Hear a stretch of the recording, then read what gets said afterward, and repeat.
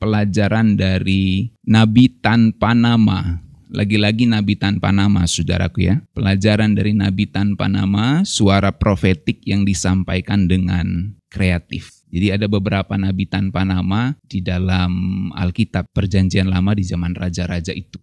Nah, Nabi Tanpa Nama yang kali ini, dia sangat unik, saudaraku ya.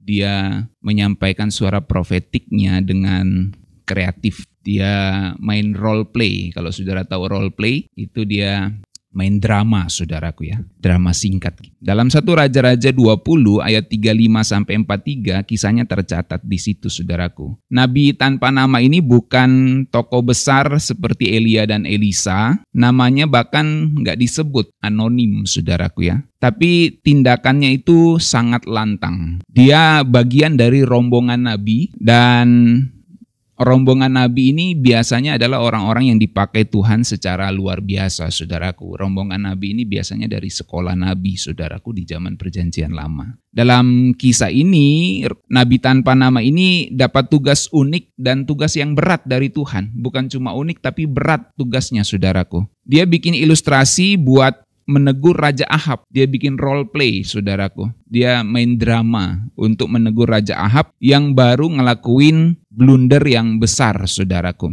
Dan Nabi Tanpa Nama ini nggak butuh panggung besar buat menyampaikan kebenaran. Yang penting dia taat dan nggak kompromi sama pesan Tuhan, saudaraku. Saat itu Ahab baru saja pulang dari peperangan. Dan Ahab menang saat itu, saudaraku ya. Tapi waktu musuhnya Ahab ini, yaitu Ben-Hadad, Raja Aram, diserahkan Tuhan untuk dihukum, Ahab malah bikin perjanjian damai. Jadi Ahab perang, lalu dia mengalahkan Ben-Hadad ya. Dan Ben-Hadad ini kalah, harusnya dihukum oleh Ahab, tapi malah Ahab bikin perjanjian damai dengan si Ben-Hadad, Raja Aram. Di situ Tuhan kecewa, saudaraku. Karena itu Tuhan mengutus nabi. Ya, karena Tuhan kecewa dengan apa yang Ahab lakukan, tidak melakukan apa yang Tuhan mau, yaitu menghukum Ben-Hadad, malah bikin perjanjian damai dengan Ben-Hadad, maka Tuhan mengutus Nabi Tanpa Nama ini dengan misi profetik, yaitu untuk kasih teguran lewat drama hidup, lewat role play, permainan drama, saudaraku. Bagaimana permainan dramanya? Menarik, saudaraku ya. Nabi Tanpa Nama ini caranya menegur Ahab itu luar biasa. Dia melakukan cara yang nggak biasa. Dia minta dipukul sama temannya. Dan waktu dia dipukul, dia babak belur, dia pura-pura jadi tentara yang gagal tugas. Lalu menjebak Raja Ahab dengan ceritanya sendiri. Jadi main intel-intelan, main nyamar-nyamaran ini, saudaraku ya. Jadi dia minta dipukul temannya, Nabi Tanpa Nama ini, teman pukul saya, gitu ta. Waktu sudah dipukul dia babak belur, benar-benar babak belur, bukan make up, saudaraku ya, benar-benar berdarah betulan, ya. Nanti dia nunggu Ahab di pinggir jalan, dia nyamar jadi tentara yang gagal tugas. Nah, nanti dia ceritakan, saudara baca ceritanya itu seru di 1 Raja 20 ayat 35-43. Apa yang bisa kita pelajari dari Nabi Tanpa Nama ini, saudaraku? Yang pertama, taat kadang nggak masuk akal, tapi harus tetap dilakuin, saudara. Tuhan suruh Nabi Tanpa Nama ini untuk dipukuli. Ya, dia minta dirinya untuk dipukuli sama orang-orang. Kedengarannya aneh banget, saudaraku, tapi dia tetap nurut. Saudara bayangin ya, kalau saudara dapat perintah Tuhan, kamu pergi ke temanmu, minta dia pukul. Kalau saudara pikir itu suara Tuhan atau suara setan tuh? Nabi Tanpa Nama ini begitu, saudara. Dia dapat suara Tuhan, minta temanmu pukulin kamu. Karena tidak ada make up, saudara. Tidak bisa pakai make up, harus benar-benar babak belur, saudaraku ya. Bukan darah-darah bohongan, bukan babak belur karena make up gitu ya.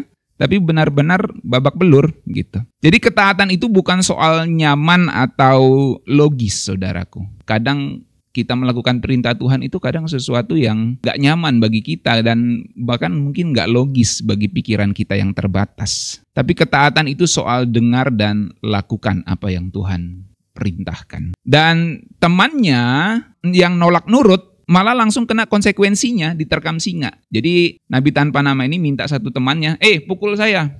Gitu ya. Ada temannya yang gak mau, saudara, masa saya suruh pukul kamu gitu ya. Enggak lah, enggak mau saya pukul kamu. Yang enggak mau pukul Nabi Tanpa Nama ini diterkam singa, saudaraku. Memang agak unik Tuhan bekerja di dalam Perjanjian Lama itu, saudaraku ya. Unik dan dalam tanda kutip kadang mengerikan juga, saudaraku ya. Tuhan suruh mukul orang.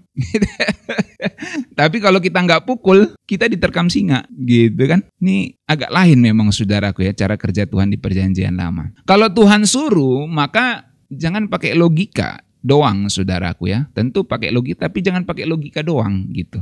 Kita harus pakai iman dan ketaatan. Kadang taat itu bikin kita babak belur. Sama seperti Nabi tanpa nama ini. Tuhan suruh dia cari orang untuk pukulin dia. Yang nggak mau pukulin dia diterkam singa. Coba. Ini role play-nya Nabi tanpa nama ini menarik saudaraku ya. Permainan dramanya Nabi tanpa nama menarik ya. Jadi kadang taat itu bikin kita babak belur. Tapi itu lebih baik daripada ngalangin rencana Tuhan. Menghalangi rencana Tuhan dalam hidup kita. Yang kedua saudaraku, suara profetik itu tidak selalu dikenal. Suara kenabian, suara Tuhan itu kadang tidak selalu dikenal, tapi selalu punya kuasa. Nabi ini nggak punya nama besar, tapi dia bawa teguran buat Raja Ahab. Tuhan kadang bisa pakai siapa saja saudaraku, asal kita siap dan taat. Tuhan kasih kuasa sama kita. Kita nggak butuh pengakuan dari orang kalau sudah dipilih dan dipakai Tuhan. Gak perlu saudaraku, ngapain kita cari-cari pengakuan. Pengakuan yang kita cari itu cuma satu. Dari Tuhan yang kita layani. Ya. Bukan dari orang-orang di sekitar kita. Bukan seberapa terkenal kamu, tapi seberapa taat kamu sama Tuhan. Ya. Saya ulangi, bukan seberapa terkenal kamu, tapi seberapa taat kamu sama Tuhan. Itu yang Tuhan cari ya. Kamu nggak perlu punya nama besar untuk sampaikan kebenaran yang besar, saudara. Seseorang nggak perlu punya nama besar untuk sampaikan kebenaran yang besar. Bahkan kadang-kadang nama besar justru menjadi batu sandungan bagi kebenaran itu, saudaraku ya. Jadi tidak perlu nama besar untuk menyampaikan kebenaran yang besar itu. Yang ketiga, kita belajar bahwa kebenaran sering disampaikan lewat cermin. Kebenaran sering disampaikan lewat cermin. Dalam hal ini kadang kebenaran itu perlu disampaikan dengan cara yang kreatif. Ya, Tuhan menyuruh Nabi tanpa nama ini bermain drama, bermain role play untuk menegur Ahab, saudaraku. Nabi ini nggak langsung ceramahin Ahab. Dia pakai drama profetik. Melibatkan orang lain, pura-pura terluka, dan bikin skenario supaya Ahab bisa melihat kesalahan dirinya sendiri. Kalau saudara ingat Nabi Nathan, dia menegur Raja Daud dengan cara menceritakan sesuatu. Kalau Nabi tanpa nama ini, dia menegur Raja Ahab dengan langsung main dramanya. Bukan menceritakan saja, tapi dia main dramanya, dia role play, saudaraku ya. Bahkan dramanya itu asli gitu ya. Minta dipukulin orang, nggak pakai makeup, saudara. Makeup berdarah gitu, nggak. Benar-benar darah, benar-benar luka, saudaraku. Kebenaran itu nggak selalu disampaikan lewat mimbar. Kadang lewat ilustrasi yang menyentuh nurani kita. Kadang lewat drama kehidupan ini, saudaraku. Dan kreativitas rohani itu senjata ampuh buat bikin orang bisa sadar. Ya. Jadi perlu kebenaran itu disampaikan dengan kreatif. Nabi ini kasih ilustrasi yang hidup, yang bikin Raja Ahab menilai diri sendiri tanpa sadar, saudaraku ya. Waktu Ahab bilang, kamu harus tanggung jawab karena lalai. Nabi langsung balas, itu kamu. Jadi waktu Nabi tanpa nama itu menceritakan bagaimana tawanan yang dia dipercayakan untuk dia tawan itu dilepaskan, karena Nabi tanpa nama itu ngomong sama Ahab gini, saudara, aku dipercayakan oleh tuanku sebagai tentara, aku dipercayakan oleh tuanku untuk menjaga tawanan ini. Tapi ternyata tawanan ini lolos. Nah, Nabi tanpa nama itu tanya sama Raja Ahab, menurut Raja Ahab, aku salah nggak? Kira-kira kayak gitu bahasa sederhananya, saudaraku ya. Raja Ahab bilang, kamu salah. Raja Ahab lihatkan dia ini sebagai tentara, kamu salah, kenapa kamu bebasin tawanannya? Gitu. Maka Nabi langsung balas, apa yang terjadi padaku, itulah kamu sebenarnya. Seharusnya kamu hukum Ben-Hadad Raja Aram itu sebagai tawananmu, tapi malah kamu buat perjanjian damai dengan dia. Malah kamu lepasin gitu. Jadi menarik saudara ya, bukan sekedar cerita ilustrasi yang bisa di-imagine, yang bisa dibayangkan, tapi sesuatu yang drama yang asli ya, role play yang asli yang dimainkan oleh Nabi tanpa nama ini untuk menegur Ahab. Itu kamu katanya ya. Apa yang aku mainkan ini itulah kamu. Kamu melepaskan tawanan Raja Ben-Hadad itu. Kamu sendiri lalai sama perintah Tuhan. Nah, saudaraku, jadi kebenaran itu seperti cermin. Kadang bikin kita sadar betapa salahnya kita. Karena kita melihat diri kita langsung aslinya, kita yang salah. Tuhan pakai cerita Nabi ini buat buka mata Ahab yang lagi terlena dengan kemenangannya, saudaraku. Seharusnya dia menghukum Raja Ben-Hadad, Raja Aram itu, saudaraku. Tapi dia malah melakukan perjanjian damai. Jadi dari sini kita belajar kadang Tuhan kasih teguran lewat cerita orang lain, karena kita gampang lihat salah daripada ngaku salah sendiri, saudaraku ya. Kalau kita jujur waktu nilai orang lain, maka siap-siap juga dinilai dengan standar yang sama, saudaraku. Dan yang keempat, dari kisah Nabi tanpa nama ini kita belajar kompromi dengan musuh itu sama dengan mengkhianati Tuhan. Kalau kita kompromi dengan musuh, itu mengkhianati Tuhan. Ahab lepasin musuh yang Tuhan suruh hukum. Harusnya dia hukum Raja Ben-Hadad itu, tapi dia malah lakukan perjanjian damai.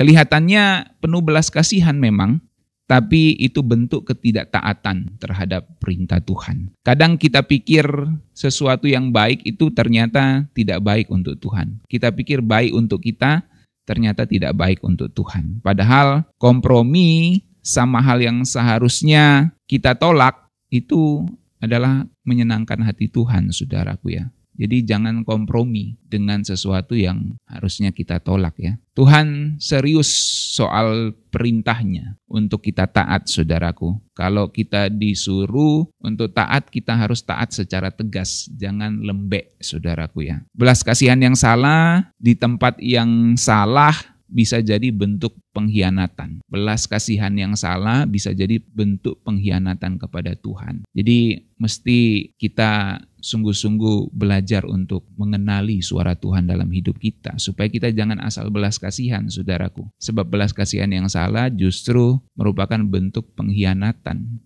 Sama kayak gini lah, ilustrasi sederhananya gini, saudara. Kalau kita misalnya kasih uang ke pengemis gitu ya, kita dalam tanda kutip, kita mengkhianati hukum Indonesia, saudaraku. Karena hukum di Indonesia tidak boleh memberikan kepada pengemis. Ya, kita bisa ditangkap oleh dinas sosial gitu ya. Jadi kita kasihan, tapi kita bisa jadi salah. Apalagi sekarang banyak pengemis palsu. Jadi maksudnya di situ, belas kasihan itu bisa jadi bentuk pengkhianatan. Dalam hal ini si Raja Ahab belas kasihan sama Raja Ben-Hadad, Raja Aram, tapi itu dia melawan perintah Tuhan. Dia mengkhianati perintah Tuhan. Kompromi itu bisa bikin kelihatan damai, tapi bisa bikin kita kehilangan pesan dari Tuhan. Makanya jangan utamakan manusia, utamakanlah Tuhan, saudaraku.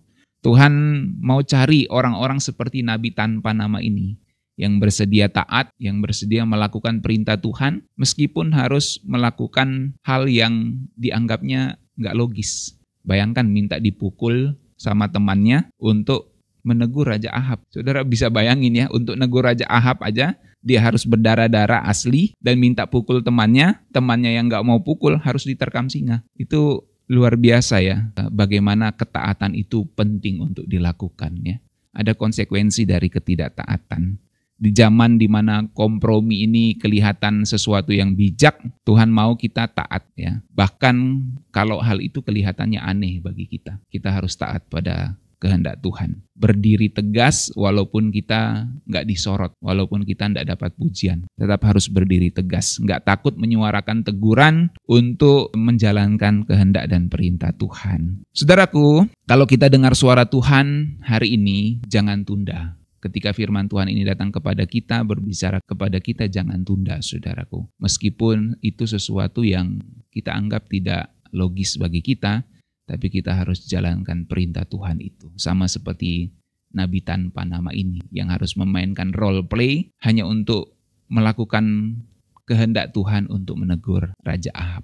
Inilah pelajaran dari Nabi tanpa nama, suara profetik yang disampaikan dengan kreatif. Saya kira ini satu-satunya cerita di dalam Alkitab dengan cara seperti ini, saudaraku ya. Menarik sekali, tapi menjadi pelajaran yang penting buat kita semua. Mari kita berdoa bersama-sama.